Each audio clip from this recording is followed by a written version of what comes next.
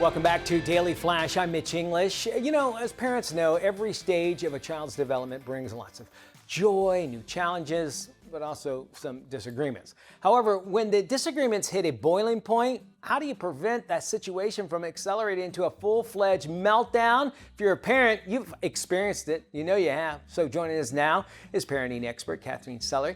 She's here to tell us how to diffuse the arguments. We always loved having you on the show, Katherine. You always help me become a better parent, something I'm on stage 2, my second round, this time with an 11-year-old. We appreciate you being back in the show.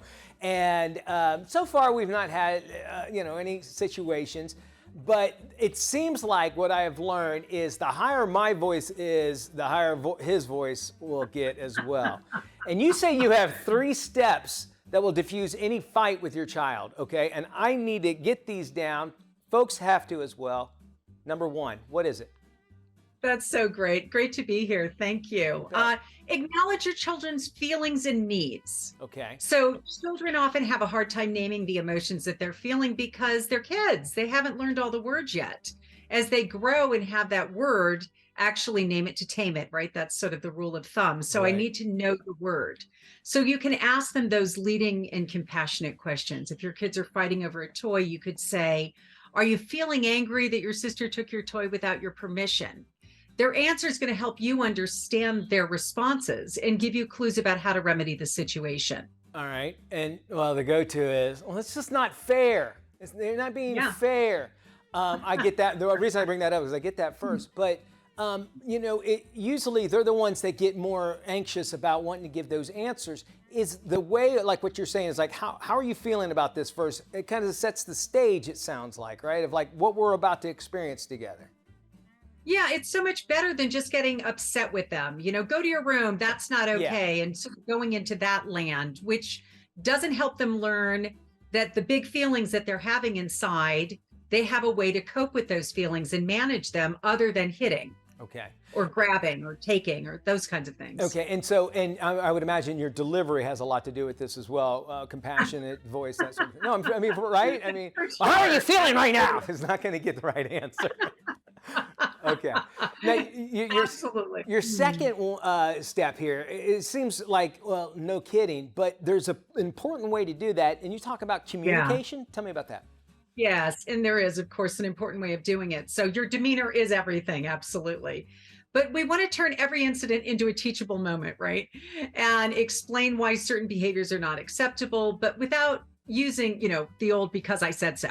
Yeah. So knowing that the teachable moment also is not the time to teach is a really important thing. Oh, okay. Oh, right. Because we Yeah. all want to teach when the thing is happening, but that is not, they're so upset. They're not going to be able to hear you. It's not okay to grab the toy or any of that, but it's not going to resolve their feelings or the anger in the moment. So the key is to teach when you have an audience, right? So, and also what you're teaching is really important. And what you really get to teach is self-regulation skills, so that when those heated situations arise, they actually have the foundation to have a better response.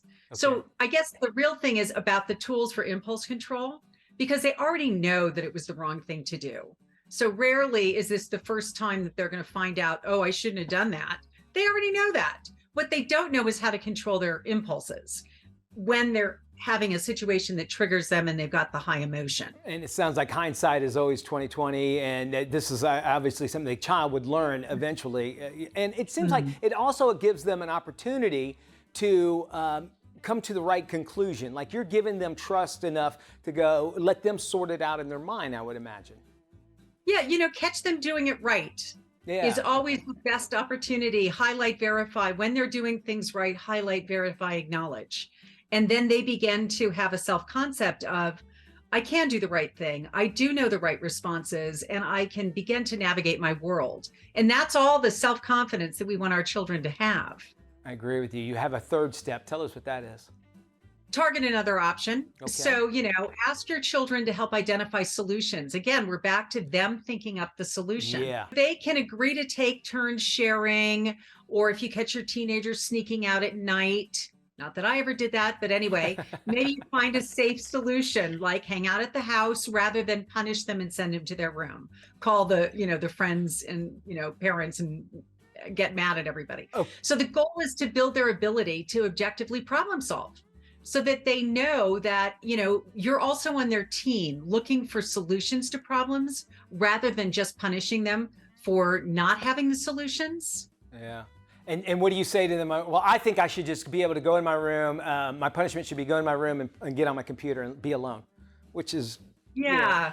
Well, you know that we don't live in the land of punishments and that punishments activate retaliation, rebellion, and resistance. Yeah. So we don't want to get into that 3R land, because then you spend all your time dealing with the secondary problems that resulted from how you handled the initial issue.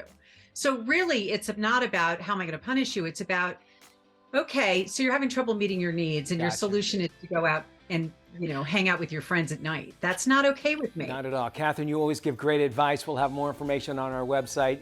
Can't wait to talk to you again. We have more Flash right after this.